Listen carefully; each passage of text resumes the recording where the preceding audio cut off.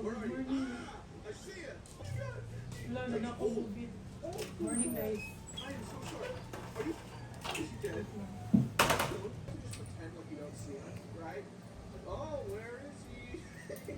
Ito na kami. Okay. Halil ha. Haliguin niya, pakanaan ba?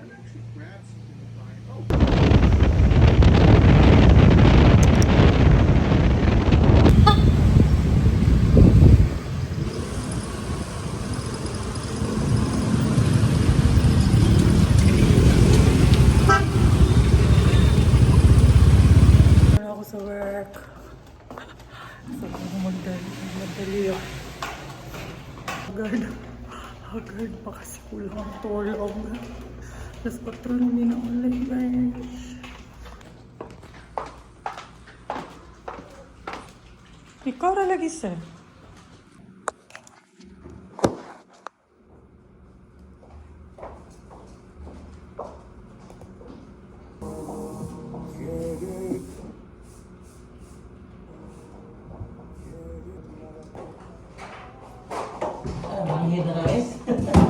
Oo.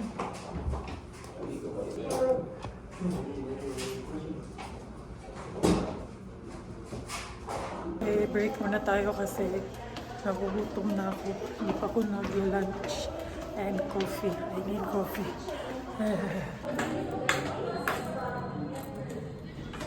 Oh my gosh. Times like this, no? Gusto ko na lang talagang gusto ko na lang talagang mag-resign kasi mas gusto ko talaga sa bahay magtrabaho. So, ayan. Ayan pala yung outfit ko. Kasi ang lamig sa office.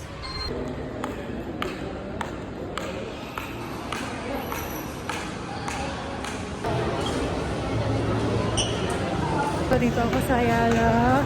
Bili na lang ako ng rice. Rice na lang ako. And then, coffee. Starbucks. Yung barista coffee kasi matapang.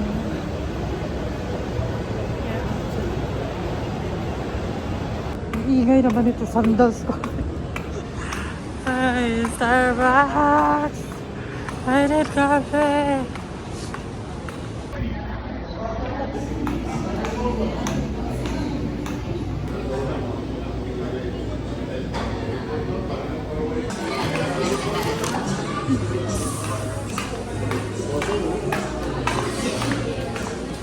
Ayan, di na lang ako magra-rice kasi nakita ko yung overnight oats and masarap yung overnight oats ng Starbucks.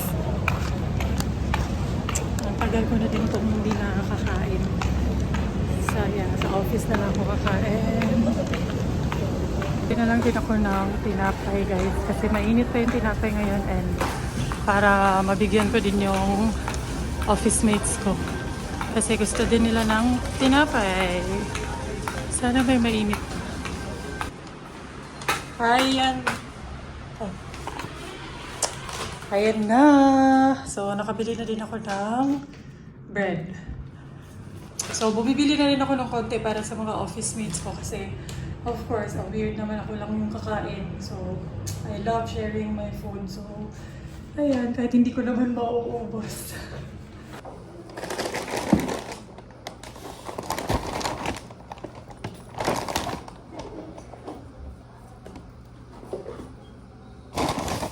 Tapan.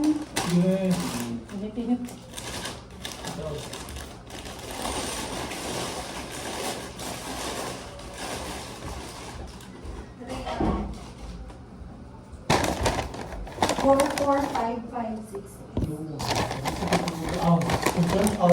Sige. Ako kasi tama yung babae.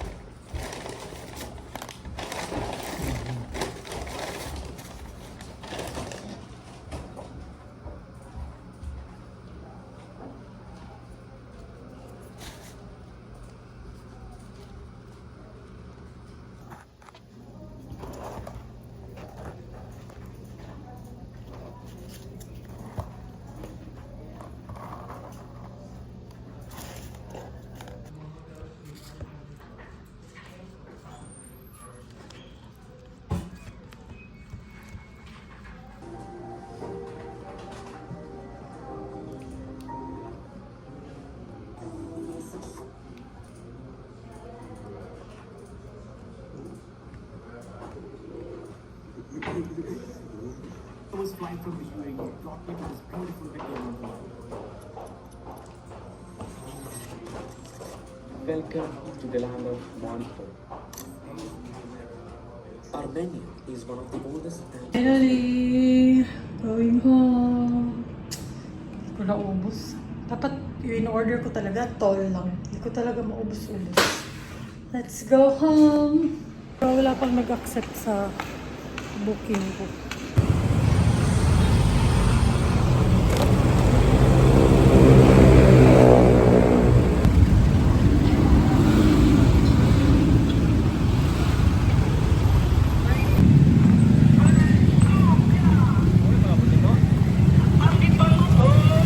Ay, gutom.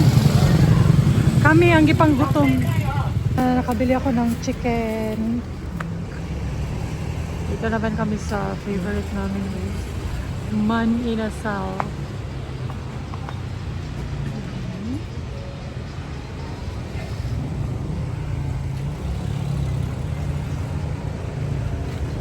Dakang tubig.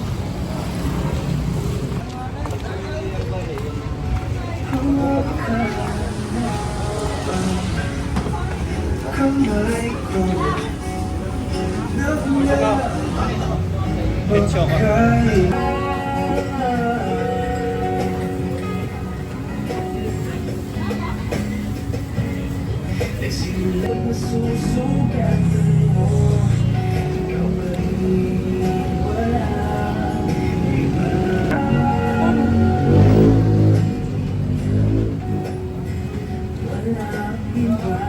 Ayan na!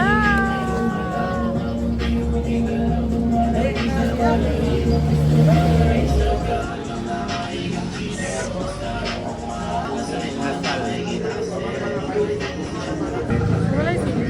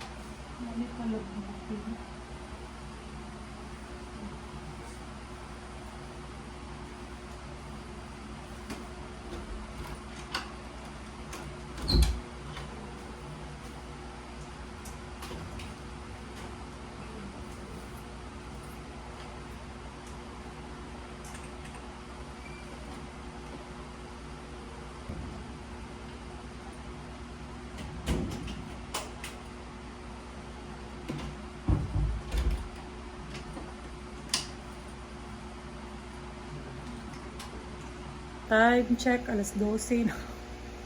Hindi na same day, pero ito na yung end ng vlog. Parang konti lang yung clips ko today kasi na-busy. Busy ako kanina sa trabaho and then konti lang din yung na-vlog ko. So, yeah, awan ko kung abot to ng 10 minutes. Pero, ayan, ito yung ganap namin. Kami na lang ni Melas dito, obviously, kasi alas 12 na. So, si Melas nagtatrabaho dyan. Ako naman nag-edit. Kakatapos ko lang ma-edit yung dalawang vlogs. And then, ito naman yung i-edit ko para ma-upload ko siya kaagad. So, alami, namdi kay ipagawas manok diri. Pinihara ni ba?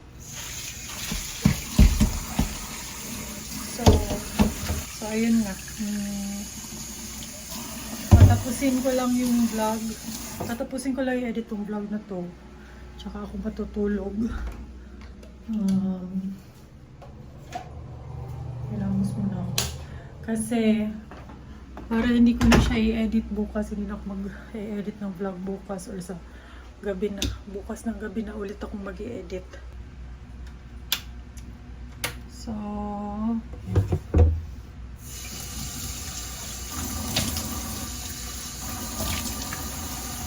kakatapos ko lang i-edit yung vlog sa Sinulog. Grabe. Nagbenta ng beer. Yung kapatid ko talaga doon nagbenta. may time doon na naubusan. Biglang naubusan kasi ang dami nang bumibili. Sayang naman yung benta daw. Kaya bumili muna sila ng mabebenta sa 7-Eleven or sa ewan ko saan. Ang tagal din nilang nawala, mga 1 hour din silang nawala kasi bumili nga sila ng more beer and more everything. Sa ice, ayun, ice. Ang daming naghahanap ng ice. Ayun, kaya ako yung pinag-cashier niya kasi wala daw siyang tiwala sa ibang mga kaibigan. So, alam niyo naman ako, gusto ko din magtinda-tinda. Kaya ayun, kinareer ko din yung pagtitinda. Times 2 ang presyo. Times 2 ko yung presyo. Tapos yung pag ganyan kasi, party-party, syempre, mapugos na yun sila, mapipilitan ng bumili. Kahit kami naman noon, di ba? Mapipilitan ka ng bumili kahit mahal kasi nga, andyan lang. Hindi ka na pupunta lang sa labas, hindi ka na lalabas.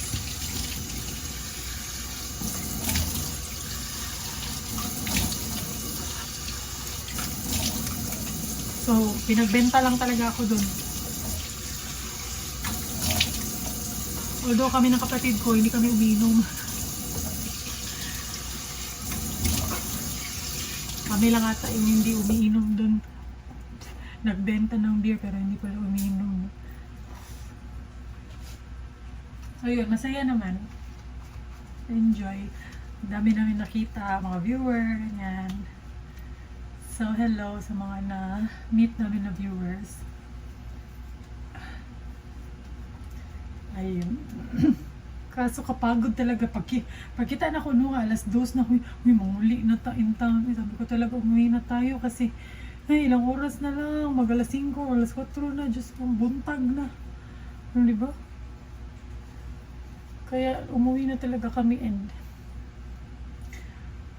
hapit nag-drop by lang kami dun sa may Lumi ay dili Lumi, may Batchoy kasi ayun nga mga nakainom so gusto mo mag-ano ng sabaw, migot ng sabaw. Tapos ayun pa, I think nakauwi kami mga almost 3:30 or 4, almost 4 AM na. Kaya pagka-uwi, patay to dahil diretso. Ayan, yung ganap sa Sinulog. The past few years, yung Sinulog namin iba din. Yung punta talaga sa street party. Ganun. Ay hindi, last year pala napunta lang kami ng concert. Concert lang yun. This year, street party talaga, like legit street party. Ang daming tao. Ganun. Tapos nagbenta pa sila ng beer, pangbaon daw nila sa Vietnam. Pero parang wala. Marag wala may nabahon. Marag kakapoy o konsumisyon naman daw. Ay. Pero masaya naman, enjoy naman. And ayun nga. Nakadlaw na sa 3 days straight nga nakadlaw na. Diyos. Ngayon ko na. Mura ko nahubog sa kakapoy, dili sa inom. Kasi hindi talaga ako uminom. Ayoko nang uminom. Hindi talaga ako mahilig sa alak. Kahit anong bisyo. Wala akong bisyo. So, yun. Supposedly, gusto ko sana mag-ano kami ng mga kids. Tsaka ng pamilya ko. Mag-atangog fireworks ba? Kasi bumalik na yung fireworks sa SM City Cebu, 7 PM. Pero, naalala ko kasi last year, guys, ano din kami ng fireworks sa may Ayala. Grabe, na-stranded din sa parking lot o mga 4 hours. 4 hours kaming naghintay para lang makalabas ng parking lot sa Ayala dahil sa sobrang daming tao and traffic after ng fireworks. Kaya murag makatagam ba? So parang, hindi na lang siguro. Or next time siguro, pag gustong manood ng fireworks, dun ka sa medyo open na area, dili na dito sa parking lot yun. And si Khalil din, natatakot din sa fireworks. Hindi niya ma-enjoy yung fireworks. Nagtatago lang siya pag may fireworks. Although si Kelsey, ma-enjoy ni Kelsey. So yun, hindi na lang kami fireworks. Baka next year na lang siguro. So ayun, that's all for today's video. Tomorrow, Tuesday, work na naman. And ano ko bang ganap tomorrow? Wala, work lang. Tapos, edit ng vlog. So, bumili kayo ng Kelskin ha, kasi konti na lang yung stocks ng Kelskin na soap. And, check out nyo lang sa Shopee. May mga nag-message sa akin na umorder sa mga Cebu area, pero mas nirecommend ko talaga na i-order nyo through Shopee kasi mas makakasave kayo ng shipping fee. Kasi free shipping most of the time pag sa Shopee kayo mag-order. So sa Shopee nyo na lang i-check out para wala na kayong babayarang delivery fee, or konti or mura lang yung babayaran yung delivery fee. Wala na kayo masultim eh. Napa kayo masultim eh? Parang lasing pa yan. Hindi pa yan nakaka-recover. Pakaka-recover. So, ayun lang guys. Thank you so much for watching this vlog. And sa mga laging nagko-comment and nag-message sa akin sa Instagram, thank you so much for watching. Ayaw mapag-skip po guys. Para dilisan ko kapuyo ng edit. Thank you. Bye!